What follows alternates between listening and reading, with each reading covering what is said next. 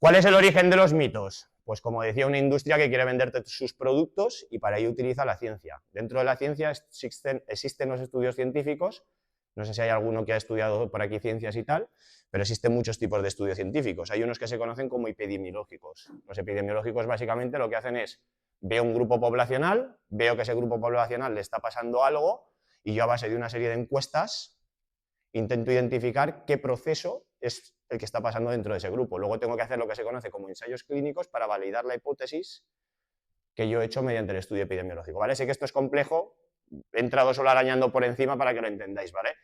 Imaginaros, os pongo un ejemplo, si yo cojo un estudio epidemiológico y te pregunto una de las preguntas, ¿cuánta carne comías hace 10 años? ¿Alguien de aquí sabría decirme? Si no te acuerdas lo que desayunaste ayer, ¿cómo vas a saber la carne que comiste hace 10 años?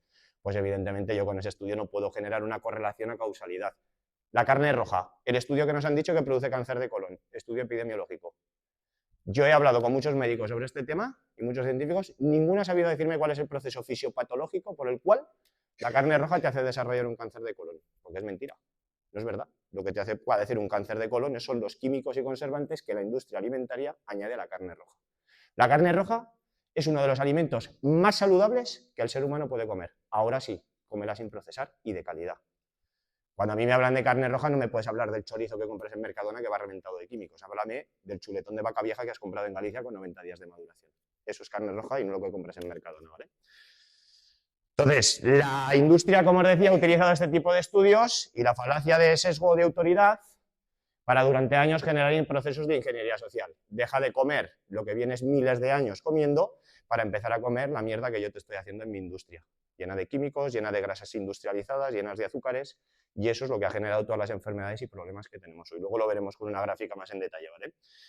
Y además, la industria, no os confundáis, la industria está para ganar pasta, no para cuidar de tu salud. Entonces, ¿qué es lo que hacen? Si yo puedo generar un producto en el que le añado azúcares y grasas trans que a ti te genera adicción, porque hay una cosa que se llama el ciclo de la dopamina, que es un neurotransmisor que genera placer. De hecho, cuando practicamos sexo, lo que se dispara es la dopamina, que genera placer. Cuando yo estoy viendo, ahora que está tan de moda, que lo habréis oído en la tele, los chavales jóvenes ven porno. ¿Por qué ven porno? Porque quieren generar placer, quieren dopamina porque se sienten mal. Entonces, esos alimentos están perfectamente diseñados por la industria, porque ellos lo saben, para que te generen mucho placer, ¿vale? Luego veremos el ciclo de la adicción de estas cosas también para que lo entendáis. Y lo dicho, ya hemos hablado de la carne roja, que me ha adelantado un poco, el tema de los estudios, los cuestionarios de 10 años, que es lo que os decía, ¿vale? Y vale, esto lo hemos hablado todo. Vamos a hablar ahora de los 3 grandes mitos, que también los hemos puesto en contexto, y vamos a empezar con el primer mito, el tema de las grasas y el colesterol, ¿vale? Eso de que genera problemas cardiovasculares, y luego os voy a poner un símil que os va a gustar y lo vais a entender, pero súper fácil, ¿vale? ¿Cómo se genera esta corriente para culpabilizar a las grasas saturadas y al colesterol de lo que hizo el azúcar y la industria? Pues básicamente en los años 60 o 70, el Ministerio de Agricultura de los Estados Unidos, quedaros con este dato, Ministerio de Agricultura de los Estados Unidos contrata a un investigador que se llamaba Angel Case y le dice, vamos a hacer un estudio, porque en aquella época de repente los infartos se disparan, o sea, ¿qué está pasando aquí? No sabían qué pasaba. Y entonces había 2 corrientes, unos que decían que eran los azúcares y otros que decían que eran las grasas. Y allí el Case, pues él dice, voy a hacer un estudio a ver qué sucede. Y hace lo que se conoce el estudio de los 7 países, pero que curiosamente no eran 7, eran 21. ¿Y por qué se quedaron en 7? Coño, porque los que decían lo que yo no quería que dijeran no los incluí en el estudio, solo incluí los que a mí me apetecían que decían lo que decían. Porque, por ejemplo, se estudió Corea del Sur, se comía el doble de grasas que en países occidentales y el riesgo cardiovascular estaba por debajo de la mitad. ¿Por qué en los países occidentales sí había riesgo cardiovascular? Porque había llegado la revolución industrial y los productos alimenticios. Y desde el año 1912 más o menos, que empieza la revolución industrial, hasta que llegamos a este momento, años 60 o 70, el consumo de alimentos procesados y ultraprocesados se había disparado y en consecuencia se había disparado también el tema de infartos y demás, ¿vale? Esta es la pirámide nutricional que llevamos años viendo, seguro que la habéis visto. ¿Os acordáis que os había dicho que era el Ministerio de Agricultura de los Estados Unidos en los años 60 o 70, gracias a este estudio y otros, el que nos dijo lo que teníamos que comer? Qué curioso que en la base estén los cereales. ¿Sabéis quién era uno de los mayores exportadores de cereales a nivel mundial? Sorpresa, Estados Unidos. ¿Sabéis quién era uno de los países, de hecho el único, donde se hacían productos alimenticios en la industria? Estados Unidos. Entonces, ¿por qué la base de la pirámide nutricional está fundamentada en base cereal? Cuando los cereales los llevamos comiendo unos 11.500 años, que es cuando aparece la agricultura y la ganadería. Muchos diréis, 11.500 años, es un 5% de la evolución del ser humano, un 5%. Porque nosotros, la evolución del ser humano como nos conocemos hoy, empieza hace unos 115.000 años con las glaciaciones de Guru, planeta congelado todo el año. Ya me dirás tú qué vegetales o cereales comías. Comías animales, con suerte, cuando podías, ¿vale? Entonces, esta pirámide es la pirámide de la vergüenza, lo llamo yo, porque los alimentos que de verdad son los que nosotros tenemos que comer están a la altura de los alimentos procesados, ultraprocesados. Pues esta pirámide, caca. Esto es mentira, ¿vale? ¿Cuál es la pirámide del humano? En la base, alimentos de origen animal como fuente principal. ¿Por qué? Sencillo. Los alimentos de origen animal, primero, tienen la mayor cantidad de nutrientes, lo que se conoce como densidad nutricional del alimento, que es, yo tengo una cantidad de kilocalorías, dentro de esa cantidad de kilocalorías, ¿cuántos nutrientes esenciales hay contenidos? Yo puedo tener 100 kilocalorías y 200 nutrientes esenciales, o puedo tener 100 kilocalorías y 50. ¿Cuál tendrá más densidad nutricional? El de 100 calorías y 200. ¿Y esos cuáles son? Pero además de eso, ¿qué sucede? Que cuando yo como vegetales, que son maravillosos, y ahora vamos a hablar de ellos, pero cuando yo como vegetales, las vitaminas son precursores. El cuerpo necesita otro tipo de cosas dentro del organismo para producir la vitamina activa. ¿Cómo vienen las vitaminas en los alimentos de origen animal? Biodisponibles. Es que yo como lentejas porque tengo hierro, y me ha dicho el médico, estás haciendo las tortas con un pan. La absorción de las lentejas, porque no es hierro hemo, se considera que de cada 100 gramos que comes absorbes 2, porque tiene una absorción del 2%, mientras que la absorción del hierro en la carne roja es del 40%. ¿Vale? Entonces, los alimentos con mayor biodisponibilidad y con una matriz nutricional más completa, alimentos de origen animal, y sobre todo priorizamos proteínas, ¿vale?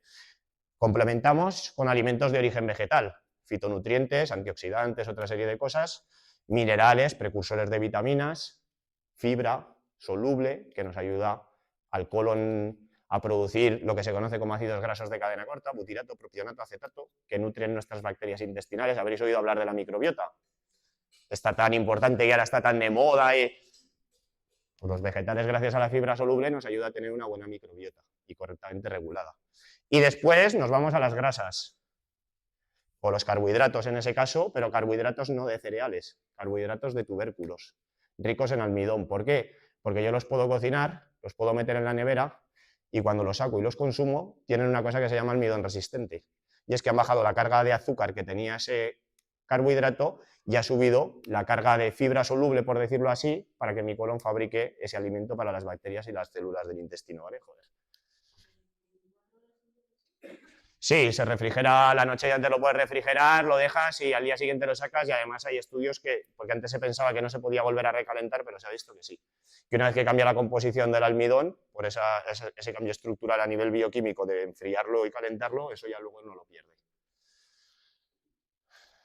El caso de las grasas y del azúcar. Falacia de autoridad, pero esta es cierta. Estudio del año 2016, publicado en la revista JAMA, de las más prestigiosas del mundo a nivel científico y médico, la revista JAMA.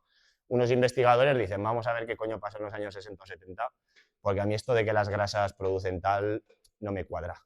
¿Qué es lo que vieron? Que la industria del azúcar, porque en Estados Unidos las azucareras son un lobby y tienen un poder enorme, enorme. Ponen y quitan presidentes, para que os hagáis una idea, ¿vale? ¿Qué hizo? Pues se cogió a 3 investigadores de Harvard, falacia de autoridad, si lo dice un investigador de Harvard, ¿cómo coño esto va a ser mentira? ¿Vale? ¿Y qué hizo? Soltarle la gallinita. $6.500 de la época cada uno. ¿Cuánto corresponde eso? 50.000 pavos de los de ahora. ¿Vale? ¿Qué dijeron estos señores? Pues hicieron un estudio y dijeron, no, aquí el azúcar no tiene culpa de nada, el culpable son las grasas. Y con eso, como ya tenías a 3 investigadores de Harvard y una mierda de estudio, cogió el Ministerio de Agricultura de Estados Unidos y dijo, se ha terminado de comer huevos, bacon, panceta, carne para desayunar, porque eso es lo que te está matando de un infarto, y ahora, ¿qué es lo que vas a comer? Los productos a base de cereales que hago yo en mi industria, y me vas a pagar a mí, no al carnicero del barrio, a mí. ¿Vale? Y eso es lo que hicieron básicamente. ¿Por qué pudieron hacerlo? Pues porque tú ahora vas a hacer un estudio, y si yo quiero que hagan un estudio de carne, por ejemplo, y yo tengo una carnicería, cuando yo hago el estudio, al final del todo pone conflicto de interés, y dicen, Fernando tiene una carnicería, y tú coges el estudio y dices, ¿cómo va a decir que la carne es mala? Si tiene una carnicería, pues hostia, malo sería que dijera que la carne es mala, ¿vale? Como os decía, esto se utilizó para generar corrientes, o sea, para poner las recomendaciones nutricionales, y básicamente, pues lo que ponía ahí es que la industria azucarera, los investigadores que hicieron esto, dijeron que la industria azucarera fue quien preparó todo el cotarro, ¿vale? Para que lo entendamos. Vamos a entender ahora, porque sí que es verdad que existe un problema con el consumo de grasas, con el riesgo cardiovascular, porque luego os explicaré, sin entrar en profundidad, cómo se produce el riesgo cardiovascular. Ya os digo que no es por comer huevos y panceta, ¿vale? Eso es mentira.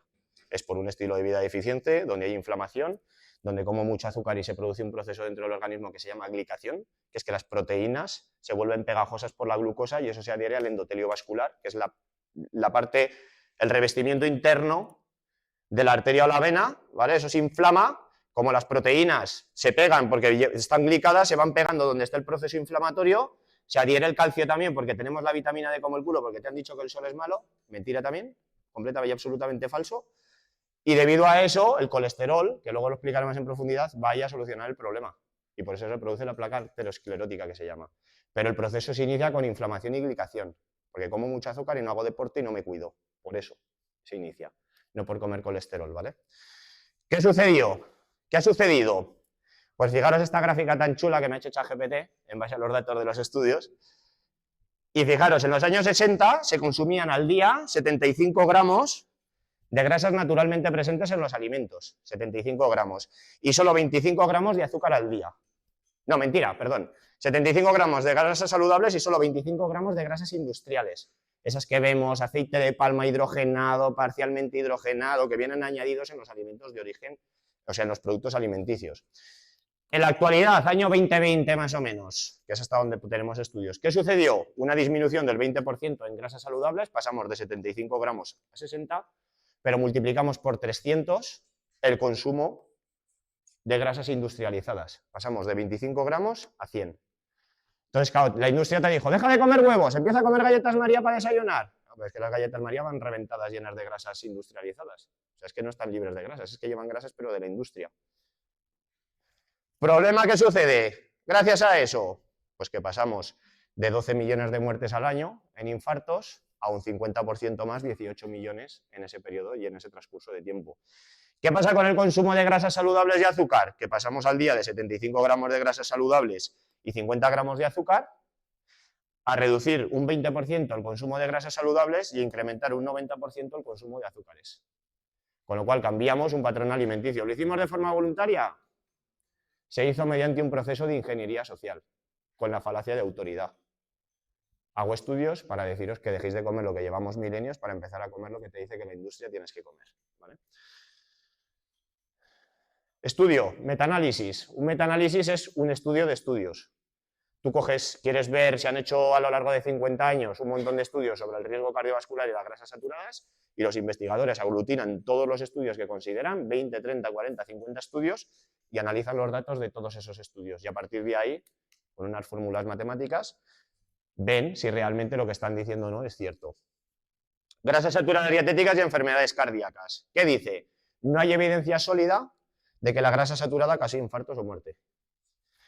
No todo el LDL, cuando voy al médico ve la analítica LDL en 190, toma estaninas. Cámbiate de médico, pero ya, ¿vale? Luego lo explicaremos más en profundidad. Depende del contexto metabólico, lo que yo os decía, inflamación y glicosilación. Este es el verdadero problema del riesgo cardiovascular. Y segundo, la reducción de grasa saturada puede incrementar los accidentes cerebrovasculares. ¿Por qué? Sencillo. El 60% de tu cerebro es grasa saturada. Entre el 40 y el 70, ¿vale? Dependiendo un poquito. Pero es que el 20% de tu cerebro es colesterol. Como si tu cerebro en un 60% y en un 20% es colesterol, ¿cómo va a ser malo comer esas cosas? Pues estamos hechos de eso. Es imposible, ¿vale? Hablemos del colesterol, que sé que os preocupa. Primero vamos a ver para qué sirve el colesterol, porque la gente habla del colesterol y parece, lo único que sabe la gente es que el colesterol es malo. Nadie sabe, ¿alguien sabe de aquí qué funciones hace el colesterol? Ni idea. Pues vais a ver lo importante que es el colesterol. De hecho, si mañana el colesterol desapareciera, la humanidad se extinguiría, porque es esencial, ¿vale? Primero forma parte de todas las membranas celulares. La célula tiene una membrana externa, que es lo que permite la permeabilidad que se llama, que es el transporte desde la El líquido intersticial, o sea, de la parte de fuera, permite el transporte de los nutrientes dentro de la célula, lo que se llama difusión facilitada. Hay sodio, cloruro fuera, potasio, cuando incrementa el gradiente de sodio-cloruro, permite la entrada dentro, ¿vale? Un poco de fisiología para que vayáis, porque luego conforme vayamos avanzando, estas cosas se irán complicando. No hoy, pero en otras conferencias, ¿vale? Como os decía, aporta fluidez. Sin colesterol no habría fluidez para que los nutrientes entraran, ¿vale? Modula el transporte de sustancias, como os decía, el traspaso de entrada de nutrientes, pero la comunicación entre células. Seguro que habéis oído hablar de los priones, que se pusieron muy de moda. Un prión es comunicación celular. La célula lanza una proteína para comunicarse con la otra y decirle que tiene que hacer determinada cosa, ¿vale? Y es esencial en el sistema nervioso. Ahora os voy a explicar por qué hay ese incremento de Alzheimer y de demencia. Y lo vais a entender echando hostias, ¿vale? Funciones del sistema nervioso. Constituye más del 20% del peso de nuestro cerebro, como os decía, ¿vale? El 20% de tu cerebro es colesterol. Recubre las vainas de mielina. El sistema nervioso tiene unas conexiones que se llaman axones, que son las células recubiertas de mielina, y eso transmite la información mediante un impulso eléctrico, ¿vale? Pues el colesterol es esencial, sin eso no habría impulso que valiera. Aparte, se forman las sinapsis y conexiones neuronales, o sea, la reestructuración del cerebro. Cuando nosotros aprendemos algo, el cerebro se reestructura. Eso se llama sinapsis y conexiones neuronales. El colesterol es esencial en ese tipo de cosas. ¿Qué más? Absorción de nutrientes. ¿Cómo se forma la vitamina D? A partir del colesterol de la piel con la acción del sol. Eso convierte, no me acuerdo cómo era al principio, pero convierte en la fracción que todavía no es activa de vitamina D y luego tu hígado lo transforma, ¿vale? En la fracción activa. Pues necesitas el colesterol para que eso suceda. Para las sales biliares, que son lo que emulsionan las grasas que nosotros comemos, absorción de lipoproteínas, necesitas colesterol, ¿vale? Reparación y defensa, lo que os decía, cuando yo tengo un problema tisular o de inflamación, el colesterol va ahí a solventar el problema, ¿vale? Por eso pueden encontrarse en placas ateroscleróticas. Por eso cuando han mirado las placas han dicho, coño, aquí hay dentro el colesterol. Y ahora viene el kit de la cuestión. ¿Alguien, si pasara con el coche y viera esa imagen, los bomberos apagando el monte, se pensaría que los bomberos le han pegado fuego al monte? ¿A que no? Aunque al día siguiente pasaras y vieras que el monte está quemado, pues el colesterol son los bomberos. El colesterol no va ahí a pegarle fuego al monte. El colesterol va ahí a apagar el fuego que tus malos hábitos, ya sea porque no haces deporte, porque no comes bien, porque tal, han hecho que haya procesos de inflamatorios y de glicosilación y el colesterol va a intentar solucionar ese problema. Entonces, ¿cómo coño culpamos al colesterol si el tío está allí intentando arreglar el destrozo que has preparado? ¿Vale? No se puede culpar al colesterol. Y aparte es antioxidante. Ya sabemos que uno de los procesos inflamatorios dentro del organismo, lo que se conoce como la inflamación sistémica de bajo grado, este proceso se produce porque comemos mucho azúcar. Cuando yo utilizo como fuente principal dentro de mi célula azúcar, el azúcar necesita una gran cantidad de oxígeno y eso produce una cosa que se conocen como radicales libres, que son electrones que salen disparados y pegan contra la membrana celular, la dañan y la inflaman. Cuando yo tengo un estilo de vida deficiente y consumo mucho azúcar, estos radicales libres continuamente están inflamando mis células, mis membranas, ¿vale?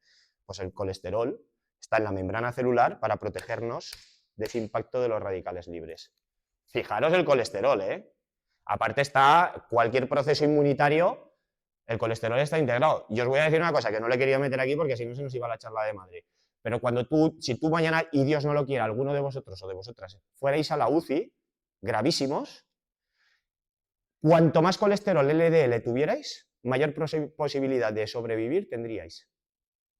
Porque el LDL, pese a todo lo que se ha dicho, transporta el colesterol del hígado a los tejidos que lo necesitan. Y si estamos hablando que el colesterol es algo esencial en el sistema inmune, pues si yo estoy malito, ¿qué es lo que quiero? Que el sistema inmune funcione bien.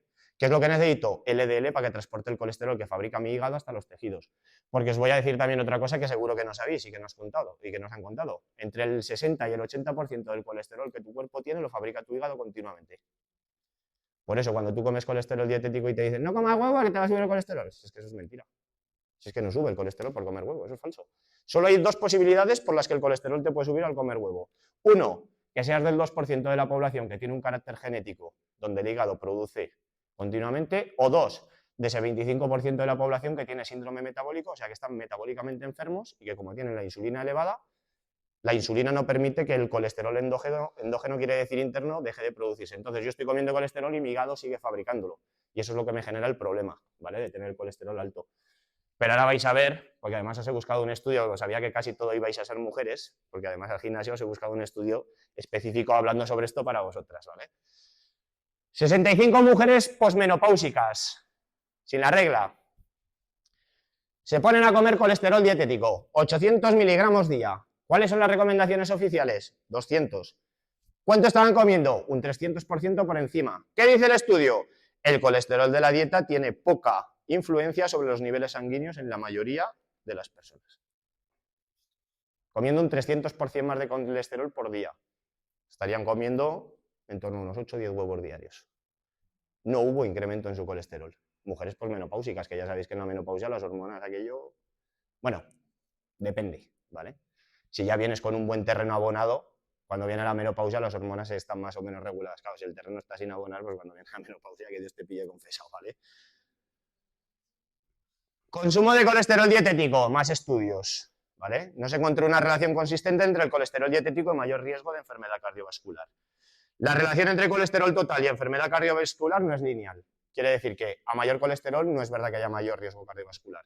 De hecho, no sé si alguno de aquí conocéis la dieta keto, pero ahora ha salido un estudio a mí que me gusta mucho para determinados, no para siempre, pero para tratar determinadas cosas. Ha salido un estudio donde han estado analizando a personas que llevaban 5 años en dieta keto. El colesterol en 580, el total. El LDL, algunos en 300 y pico, 400. Se hicieron un estudio de las arterias antes de empezar el estudio para ver la placa que había y cuando terminó el estudio a los 5 años le hicieron otro. Los que tuvieron el colesterol en 500 y pico que llevaron una dieta keto, cuando les hicieron la segunda vez el estudio no había placa de ateroma, había desaparecido por completo. Y esto con imagen por diagnóstico, no es analítica, que eso es una inferencia allí de a ver qué pasa, no. Imagen por diagnóstico, ¿vale? Un secretazo que os he puesto aquí, con esta chica tan agradable así con la cara de sorpresa. Los alimentos ricos en colesterol son los alimentos que más nutrientes llevan. Os he dicho antes que los alimentos de origen animal eran los que mayor densidad nutricional, pues cuando tú comes los que además contienen mayor cantidad de colesterol, huevo, hígado, corazón, lengua, riñones, la casquería que hoy en día se desprecia, pues eso es lo más saludable que el ser humano puede comer. De hecho, tú solo con sardinas, huevo y hígado podrías vivir el resto de tu vida y estarías 1000 veces más sano de lo que estás ahora.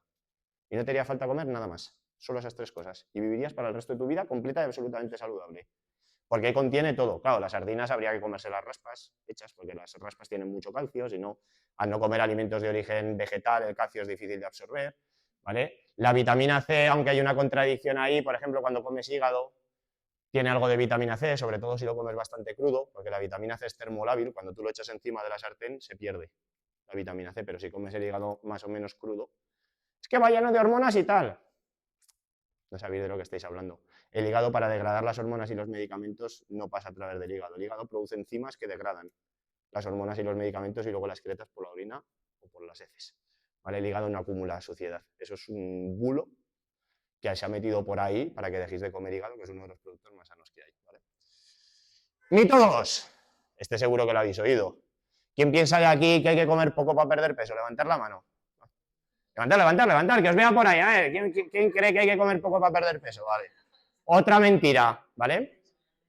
La famosa teoría CICO. Las calorías que entran por las calorías que salen. Y te dicen, es que cumple con la primera ley de la termodinámica. Claro, pero no con la segunda, que es la ley de la entropía. Porque nosotros no tenemos un sistema cerrado, es un sistema abierto, ¿vale? Con lo cual no es verdad que cumpla con todas las leyes de la termodinámica. Cumple con las que a ellos les interesa. Tiene que haber déficit energético. Pero cuando tú generas un déficit energético a partir de la comida, lo que estás generando es un proceso de malnutrición. Genera el déficit energético a partir de mover el culete de la silla. Y vente a entrenar aquí al Fitness Body para los que estéis en YouTube, ¿vale? Y entonces generas el déficit energético ahí, a partir de... Solo con salir a caminar 40 minutos son 500 calorías, que es lo que te dicen que tienes que quitar en comida. Con la diferencia que si yo esas 500 calorías las meto en comida y las pierdo andando, yo le estoy dando a mi cuerpo todos los nutrientes que necesita. Y vais a ver por qué esto es sumamente importante. Y os lo voy a explicar ahora y lo vais a entender y veréis cómo a partir de ahora cambiáis el chip en este sentido, ¿vale? Cuando utilizamos la teoría CICO existen 2 problemas. Un problema psicoemocional, o sea, un problema de emociones, de autopercepción, de ansiedad, de impulsos por comida, y problemas fisiológicos, problemas asociados a un ajuste de energía. Os he dicho antes que durante 105.000 años el planeta estuvo congelado y nosotros solo comíamos productos de origen animal cuando se podía. Pasábamos un mes ayunando sin poder comer absolutamente nada, metidos en una cueva porque estaba todo el planeta congelado. Entonces el cuerpo tuvo que generar una serie de adaptaciones para poder sustentar la vida. De hecho, hubo un momento en ese periodo de la existencia del humano que había 120.000. Por debajo de 100.000 personas en el mundo se dice que se extinguiría la raza humana. Y estuvimos a punto de extinguirnos, ¿vale? Porque no había disponibilidad de alimentos. De hecho, en aquella época nos volvimos carroñeros, como los perros. Cuando tú vas a mirar el pH, la acidez del estómago, la acidez de nuestro estómago es la misma que la de un perro, y un perro es un carroñero. Nosotros veíamos animales muertos y nos comíamos el animal podrido, bueno, podrido no porque estaría congelado, con lo cual poco podrido, pero también comíamos el tuétano de dentro de los huesos, que es una grasa súper saludable, ¿vale? Antes de explicaros esos dos procesos, tenéis que entender esto, que es un poco lo que os estaba explicando, ¿vale? Todos los estudios, y la mayoría lo habéis sufrido en vuestras carnes, yo empiezo una dieta, el primer mes de puta madre, he perdido peso. Llego a mitad del segundo mes, me subo en la báscula y digo, cojones, ¿qué coño le pasa a esta mierda? ¿Que no va? Pues no es que la báscula esté jodida, es que te estás cepillando tu metabolismo, ¿vale? Porque hay un proceso que se conoce como de homeostasis, que es una regulación, y este proceso básicamente lo que hace es que cuando el cuerpo percibe un estímulo, normalmente todos los estímulos que percibe el cuerpo son negativos, para que la próxima vez que vuelvas a percibir el estímulo no sufras el mismo daño, lo que hace es un proceso de equilibrio, genera una adaptación positiva dentro del cuerpo. Lo explico más sencillo. Cuando yo levanto una pesa y hago así, ¿qué estoy haciendo? Romper mis fibras musculares. Cuando yo la dejo, descanso y como bien, las fibras musculares ¿qué hacen? Crecer las mismas y unas pocas más. ¿Para qué? Para compensar el daño que se había producido, porque cuando yo vaya a volver a coger la mancuerna y haga así, no quiero que mi cuerpo se vuelva a dañar. Eso se conoce como proceso de homeostasis. Es una regulación interna que tiene el cuerpo. Pues a nivel energético, lo mismo. Lo que pasa, por desgracia para nosotros, es que principalmente se adapta a la baja, porque lo que quiere es mantenernos más tiempo con vida. Entonces, cuando yo empiezo en la dieta aquí y estoy comiendo, la energía la tengo aquí, el metabolismo, y empiezo a comer por aquí, está todo este recorrido de déficit calórico. Conforme van las semanas, ¿qué va pasando? Que va haciendo así. Y cuando llega a las 6-8 semanas que se ven todos los estudios, lo que estás comiendo está equilibrado al gasto tuyo de tu cuerpo, con lo cual lo que antes te hacía perder peso ahora ya no. Por eso a las 6-8 semanas todo esto se frena. ¿Cuál es el problema? Que si estoy comiendo, como he visto por ahí, con muchas mujeres que comen 800 calorías al día, es que si mañana estuvieras en coma y te hospitalizaran, por el gotero te estarían metiendo más de 800 calorías y tú las estás comiendo por aquí. Con lo cual, ¿qué es lo que pasa? Hipotiroidismo, no tengo energía, ansiedad, se me va la regla, ¿vale? Amenorrea hipotalámica. Hostia, si Fernando apenas tiene suministro para sustentarse él, ¿cómo cojones va a procrear vida? Hay que inhibir la regla, amenorrea hipotalámica. ¿Problema de la amenorrea hipotalámica? Deficiencia de nutrientes, malnutrición, ¿vale?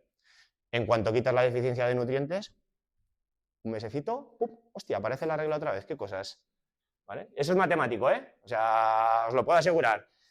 He revertido diabetes tipo 2 sin medicación, he revertido hipotiroidismo sin medicación. Mujeres que no se quedaban embarazadas se han quedado embarazadas. Mujeres que no tenían la regla han tenido la regla, ¿vale?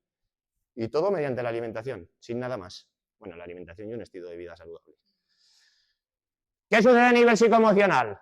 Vais a entenderlo rápido porque esto nos ha pasado a todos, ya lo veréis. Cuando yo como, los alimentos, esos van al estómago y al intestino. El estómago y el intestino lo detecta y genera dos cosas, hormonas y neuropéptidos, que señalizan sobre una cosa que se llama hipotálamo, que es algo que tenemos ahí dentro. El hipotálamo regula emocionalmente y energéticamente. Hace muchas más cosas, ¿vale? ¿Qué sucede? Que cuando yo le estoy dando una deficiencia de nutrientes, poca energía y poca cantidad de nutrientes porque no sé distribuir bien el plato, el hambre no se corta ni a corto ni a largo plazo, porque los nutrientes cortan a corto plazo. Si tú te pones a comerte unos huevos con aguacate, como te pongas 2 huevos y un aguacate, cuando llevas medio huevo y medio aguacate ya no puedes más, estás saciado. Sin embargo, si te pones a comerte tostadas con tomate y aceite, ahí cae la barra y si me pones 2, me como 2, ¿vale? ¿Por qué? Porque el pan no tiene una mierda de nutrientes, los huevos y el aguacate va reventado, entonces te corta el hambre enseguida. Aparte, el pan casi no tiene calorías, porque no tiene macronutrientes más allá de azúcar, el pan es azúcar, básicamente. Los huevos y el aguacate sí, ácidos grasos, proteínas, mayor cantidad calórico. ¿Qué corta eso? El hambre a largo plazo. Si yo como entre 500 y 800 calorías, en 4 horas no puedo volver a comer.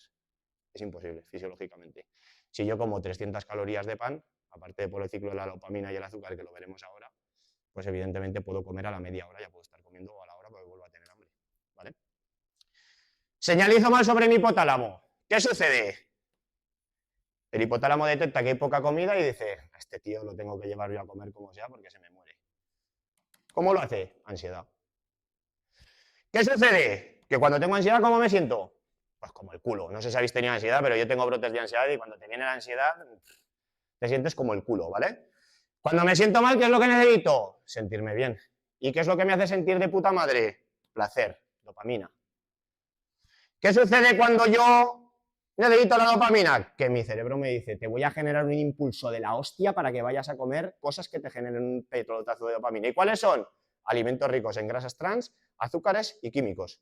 ¿Cuáles? Los que te vende la industria. Claro. ¿A que no te apetece comerte unos huevos duros con aguacate cuando te... No, te apetece chocolate, bollos. ¿Por qué? Porque generan dopamina en el cerebro y me generan placer. Soy adicto. Lo siento, soy adicto. Yo soy adicto, ¿eh? A mí me pasa igual. Yo tengo ansiedad de impulso por comer y voy loco a la nevera a ver dónde está el chocolate. Y si no lo veo, le mando un mensaje a mi mujer. ¿Dónde has metido el chocolate? Que me subo por la pared, ¿vale? Joder, con la mierda esta tenía que haberle quitado el salvapantallas. Lo dicho, impulso por deseo por comer lo que no de esto. ¿Qué sucede? Que lo como. ¿Y cuando lo como, qué pasa? Que me siento como el culo. Porque me estoy fallando, porque tengo una autoimagen negativa de mí, porque... Y cuando me siento como el culo, ¿a qué me vuelve a llevar eso? A necesitar dopamina. ¿Y qué es lo que vuelvo a hacer? Volver a comer lo que no debo. ¿Y cómo me vuelvo a sentir? Como el puto culo. ¿Y dónde me lleva eso? ¿Sí o no? ¿Sí o no? ¿Habéis sufrido esto? Yo sí.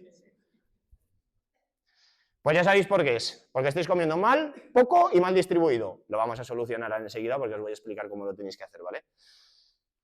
¿Qué sucede a nivel fisiológico? Pues si os estaba comentando que el hipotálamo lo que quiere es regular la energía y yo estoy comiendo poco y la va a regular a la baja, ¿qué es lo primero que va a hacer? El músculo, adiós. ¿Por qué? Porque el músculo es un tejido activo. El músculo tiene gasto. A mayor cantidad de músculo, más metabolismo tengo yo, más gasto, siempre. ¿Vale? ¿Y cuál es la otra cosa que va a hacer? Reducción de la acción de la tiroides. Es que soy, las mujeres, es que soy hipotiroidea. Es que estás comiendo poco, por eso eres hipotiroidea. Porque tu tiroides, os lo explico porque, claro, tengo cosas en la cabeza y muchas veces no las explico. La tiroides es esencial a nivel celular. La célula tiene una cosa que se llama mitocondria y citoplasma. Y cuando va a pasar del citoplasma a la mitocondria para producir energía, una de las cosas que hace falta es la acción de la hormona tiroidea. Si yo quiero producir menos energía a nivel celular, ¿qué es lo que haré? Disminuir la acción de la hormona tiroidea. Cuanta menos acción de la hormona tiroidea, menos energía va a producir mi célula. Entonces, ¿qué hace el cuerpo para reducir el gasto energético? Primero, me cargo el músculo. Segundo, te produzco un hipotiroidismo. Y tercero, disparo el estrés fisiológico, cortisol y insulina. Cualquier mierda que como se convierte en grasa. Con lo cual, si encima estoy aquí y encima estoy aquí, pues imaginaros, ¿vale? Complicadísimo si no tienes los conocimientos necesarios poder salir de aquí. ¿Vale? Hasta ahí bien. Mito 3, el azúcar en moderación no pasa nada. Vamos a hablar de esto, ¿vale? Porque esto es importante que lo entendamos. Ciclo de la adicción a la glucosa, muy relacionado con la dopamina. La glucosa dispara la dopamina. La glucosa no naturalmente presente. Si yo me como una manzana que es glucosa y fructosa, la manzana, aunque lleva otras cosas, pero también lleva eso, no va a pasar nada. ¿Cuál es el que dispara la insulina? El que yo le añado al cafecito, el blanco. ¿Blanco? Es que lo como de azúcar de caña. Si lo comes de azúcar de perro, ¿vale? Me da exactamente igual. O sea, el azúcar simple, libre, es veneno. De hecho, hay un estudio que se hizo en ratones, que no lo he puesto aquí porque os digo que es que si me pongo con esto, nos podemos pegar aquí 5 horas de charla solo con esto, pero hay un estudio que se hizo en ratones donde les dieron cocaína y azúcar. Hicieron escáneres del cerebro. Las áreas del cerebro que se encienden con la cocaína y con el azúcar son las mismas. ¿Qué es lo que sucede? Que es verdad que cuando tú consumes cocaína, la remodelación de ese área del cerebro es mayor que cuando consumes azúcar, con lo cual la adicción a la cocaína es más larga y más dura que la adicción al azúcar. Pero curiosamente también, para que veáis, a esos ratones, cuando les hicieron los escáneres y todo eso, dijeron, vamos a ver qué pasa. Y ponen un montón de cocaína y un montón de azúcar. Y levantan la verja de los ratones. ¿Alguno cree que los ratones fueran a la cocaína? ¿Sabéis dónde fueron todos? Al azúcar. ¿Vale? Adicción. Pues esto, ¿qué es lo que pasa? Yo como azúcar simple, ¡boom! Pico de insulina, pico de dopamina. Esta línea que veis en rayitas es lo que se llama la basal, o sea, la cantidad normal que el cuerpo debería tener para un funcionamiento correcto. Yo lo disparo, se produce dentro del organismo una serie de cosas y eso disminuye por debajo del rango de la normalidad. Cuando disminuye por debajo del rango de la normalidad es cuando yo me siento como el culo. Y para volver a remontarlo, ¿qué es lo que tengo que hacer? O echarme una fuerza de voluntad aquí como la leche o volver a consumirlo, ¿vale? Entonces, ciclo de la adicción. Enfermedades asociadas al azúcar, obesidad y sobrepeso, síndrome metabólico, que el síndrome metabólico contempla todo esto que os voy a explicar ahora a continuación, diabetes tipo 2 y resistencia a la insulina. Una diabetes tipo 2 que acaba de aparecer ahora mismo se puede revertir sin medicación, 100%. ¿Vale? Una diabetes tipo 2 que lleva mucho tiempo, no, porque la diabetes tipo 2 se puede producir porque los receptores de la célula no capten bien la insulina y la glucosa o porque tu páncreas deje de producir insulina. ¿Vale? Si ha dejado de producir insulina, eso no se puede revertir. Si el problema está en la resistencia celular, sí. ¿Vale? Hígado graso no alcohólico. En los niños hay una epidemia de esto. ¿Queréis que os diga por qué hay una epidemia de esto? Porque, con cariño, que posiblemente vosotras no, pero la inmensa mayoría de los padres y de las madres mandan a sus hijos al colegio con un zumo y un bollo. ¿Pero cómo se te ocurre? ¿No? Zumo industrial, fructosa está arriba de mierda. La fructosa produce hígado graso. La fructosa no es mala, no, cuando viene en una fruta, que viene con otra serie de cosas. Cuando yo en la industria ese zumo, para darle un sabor dulce, le he metido fructosa ahí, como si fueras tú una fiesta, pues claro, cuando el niño está enchufándose a zumos todo el día, pues al final, ¿qué pasa? Que se le lleguen al hígado de grasa. Los alimentos procesados, como el azúcar es más caro que la fructosa y la industria se ha dado cuenta, ¿qué es lo que ha hecho? Quitar el azúcar y empezar a añadir fructosa. ¿Problema? Hígado graso no alcohólico en los niños, pero una epidemia. Una epidemia. Y todo porque le estamos dando a los niños para desayunar zumos y bollos. ¿Vale? Dislipidemia. Es el azúcar el que produce el riesgo cardiovascular, no el colesterol y las grasas. ¿Quieres mejorar tu riesgo cardiovascular? Deja de comer azúcar. Verás cómo lo mejoras enseguida. Hipertensión arterial. No es la sal quien produce la hipertensión arterial, eso es rotunda y absolutamente falso. Os explico también. ¿Qué sucede? Cuando yo tengo hipertensión, viene siempre y en todos los casos, casi en todos, hay algún carácter genético, pero es algo anecdótico, porque yo tengo la glucosa en sangre elevada. Por cada molécula de glucosa necesito 3 de agua para almacenarla. Si mi riñón está detectando que el nivel de glucosa en mi sangre está disparado, ¿qué es lo que quiere? Almacenar esa glucosa porque en la sangre es tóxica. Entonces, ¿qué es lo que va a hacer el riñón? Retener líquido. Si retengo líquido, ¿qué sucede? Que incrementa el plasma dentro de la vena y de la arteria. Y cuando incrementa el plasma, ¿qué es lo que pasa? Que sube la presión. ¿Cómo revierto la hipertensión? Quitando el azúcar. ¿Tengo que tomar sal? No. Si tienes un proceso de hipertensión, estás tomando pastilla, reduce el consumo de sal y modéralo, pero ves al origen de la causa, no pongas un parche. ¿Cómo ponemos un parche para solucionar? Retira el azúcar y verás cómo se empieza a mejorar en un periodo corto de tiempo y lo revertirás en la mayoría de los casos. ¿Vale? Joder, otra vez. El próximo día le tengo que quitar el protector de pantalla porque si no, esto entre lo que me enrollo yo que casco por los codos y esto que dura nada. Enfermedades cardiovasculares, inflamación crónica sistémica, que ya os lo he explicado ahora, la de bajo grado, recordar todo el tema del estrés oxidativo por el consumo de azúcar, enfermedades renales y en los niños. Es que en los niños ha habido una disminución en la altura.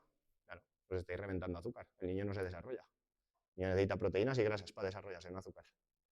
Es que si no en el colegio no rinde, no, cuando no rinde es cuando le das el azúcar, porque le pega el pelotazo, luego le cae y está el niño así. No se entera de nada.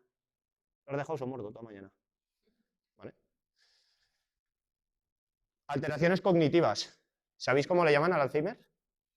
¿No lo sabéis? ¿Alguien de aquí lo sabe? La diabetes tipo 3. El Alzheimer es la diabetes tipo 3. ¿Sabéis cuál es el combo por lo que se ha disparado el Alzheimer y la demencia?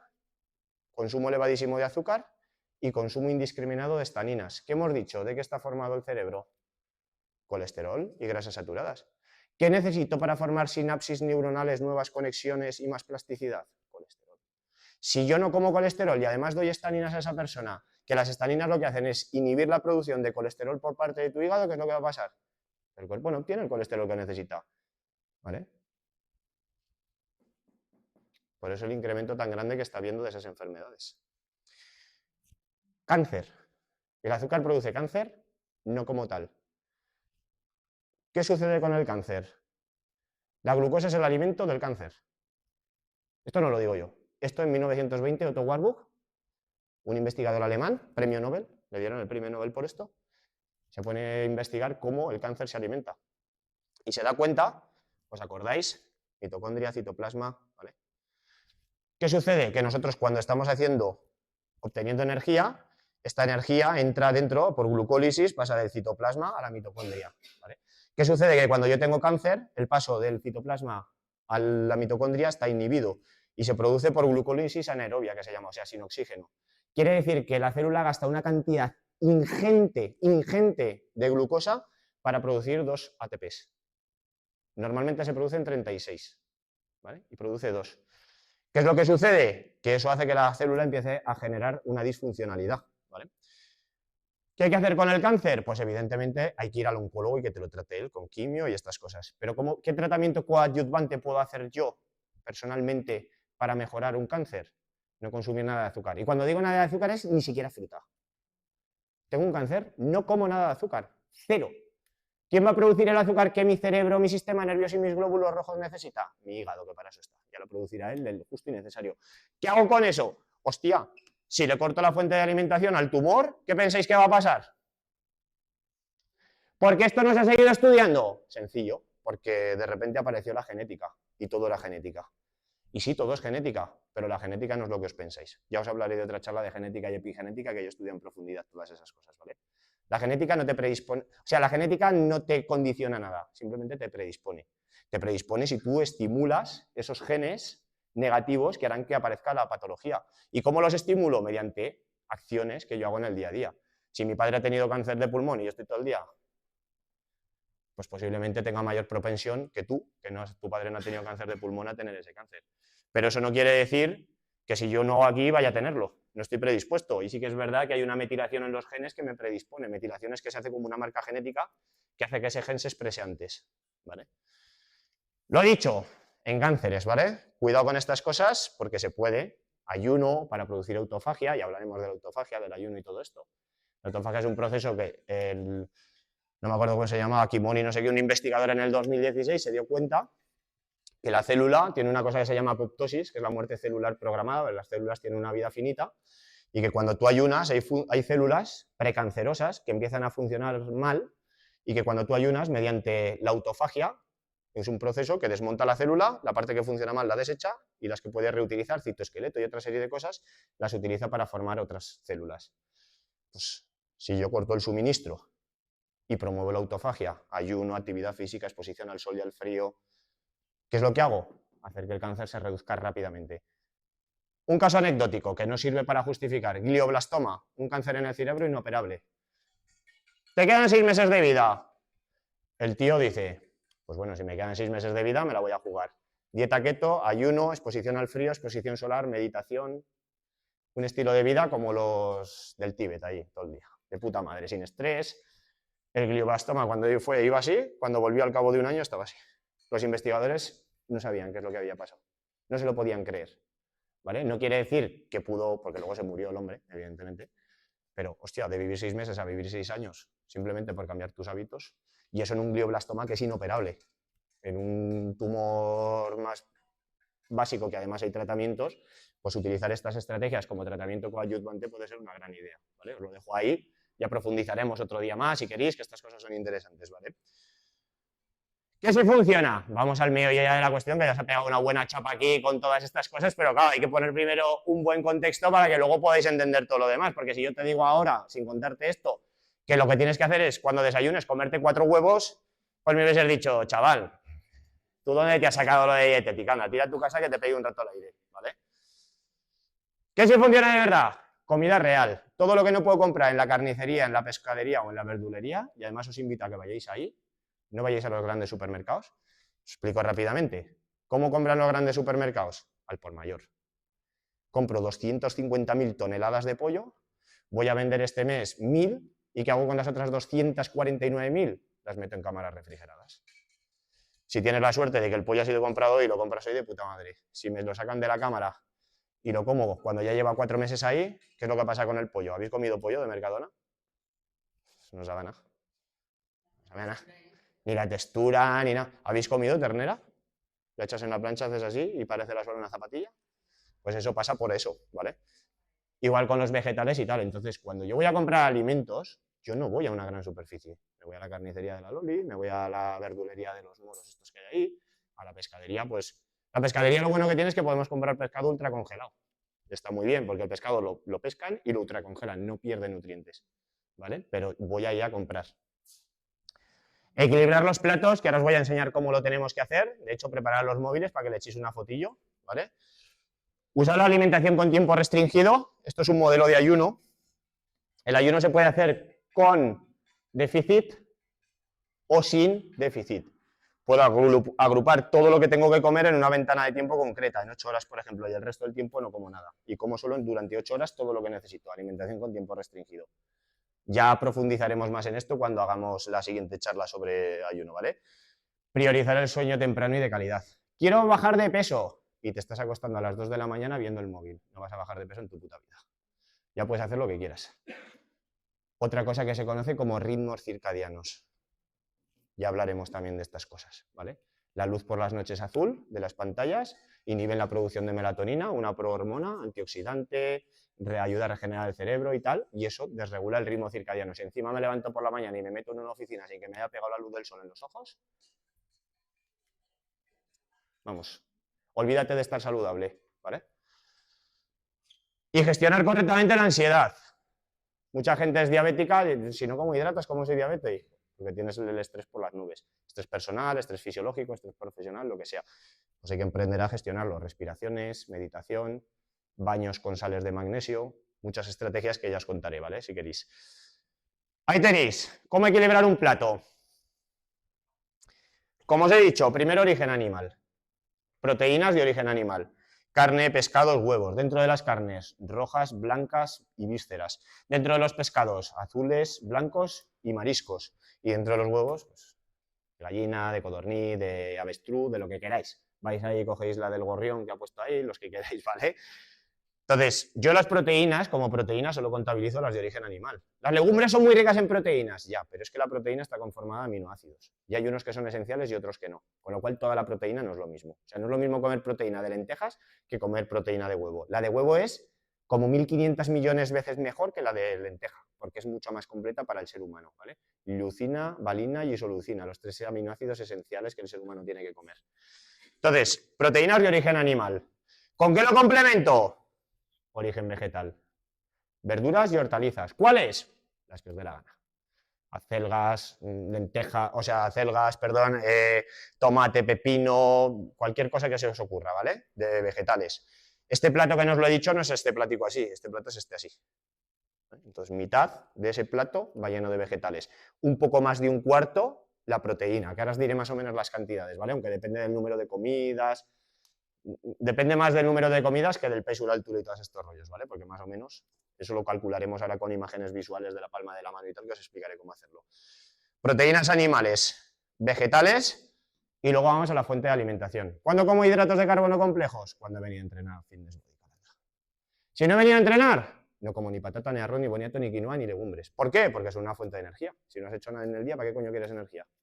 No te hace falta, tu cuerpo ya producirá la que necesites para subsistir, ¿vale? Entonces, hidratos de carbono, solo los días que hago deporte. Los días que no hago deporte, para todas las chicas que estáis aquí, grasas saludables. Grasas saludables, no os lo he dicho antes, pero el colesterol es esencial en la conformación de hormonas sexuales, tanto de hombres como de mujeres, estrógeno, testosterona, incluso en la regulación del balance electrohídrico, la aldosterona, que es lo que nos hace orinar, también se regula a partir del colesterol, ¿vale? Entonces, grasas saludables, aguacate, mantequilla, semillas, pipas de calabaza, pipas de girasol, frutos secos, cacao del 85%, nata para montar, estoy pensando, para daros opciones varias, aparte de las que están presentes en los alimentos, ¿vale? Pero en los alimentos, a no ser que te comas un chuletón con un trozo de grasa así, pues eso no es suficiente, hay que complementar con grasas saludables. Pues ¿cuánta grasa saludable me tengo que poner? Pues un aguacate mediano. Ahora os pongo un ejemplo de lo que sería una comida rápida, sencilla, que haces en 10 minutos y súper saludable, ¿vale? Grasas saludables. Y luego complemento con aceite. Pues aquí, ¿qué aceite vamos a consumir? De oliva, ¿vale? Pero podemos tomar aceite de aguacate también, que se estila mucho, por ejemplo, por Latinoamérica, en Hispanoamérica, mejor dicho. El de coco también. Lo que va el de coco, por ejemplo, para echárselo a los vegetales, yo el de coco me gusta mucho pues en una infusión. De hecho, luego os hablo un poco más del aceite de coco, que vais a alucinar con el aceite de coco. Porque es buenísimo, ¿eh? No porque sea malo, porque es buenísimo. Aceites, lo dicho, pues un chorro generoso sobre los vegetales siempre, sin miedo, sin pesar, o sea, allí, hasta que te hartes, hasta que esté la lechuga bañada en aceite, ¿vale? Y luego el postre, todo tipo de yogures sin azúcares y todo tipo de frutas. Si llevo una dieta keto, para los que sabéis un poco más, pues si llevo una dieta keto ya sabéis que solo puedo comer frutos rojos, fresas, arándanos, moras, frambuesas, porque son de bajo índice glucémico, ¿vale? Además, por cierto, ese tipo de fruta es la que más cantidad de antioxidantes tiene por ese color rojo, para que lo sepáis. Lo dicho, ¿cómo monto esto? Os pongo un ejemplo rápido, diferenciado para que lo entendáis. Primer ejemplo, he venido a entrenar, me hago unos espárragos al horno, me pongo un poco de boniato, unas tiras de boniato, zanahoria, carbohidrato, vegetales, y luego me hago un par de rodajas de salmón.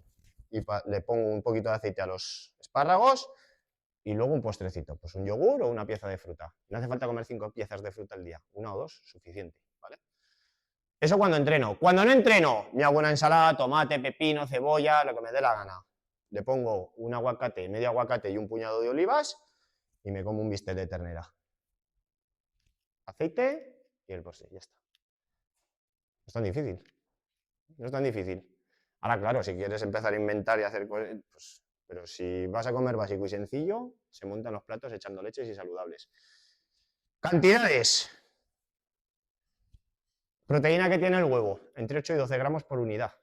¿Cuánto tiene que comer cualquier persona de proteína por comida? Si como 3 veces en el día, que es lo que come la mayoría, entre 30 y 40 gramos al día. O sea, por comida, perdón. Porque una mujer que pese unos 70 kilos, pongamos, 70 kilos por 2 gramos por kilo de peso, 140.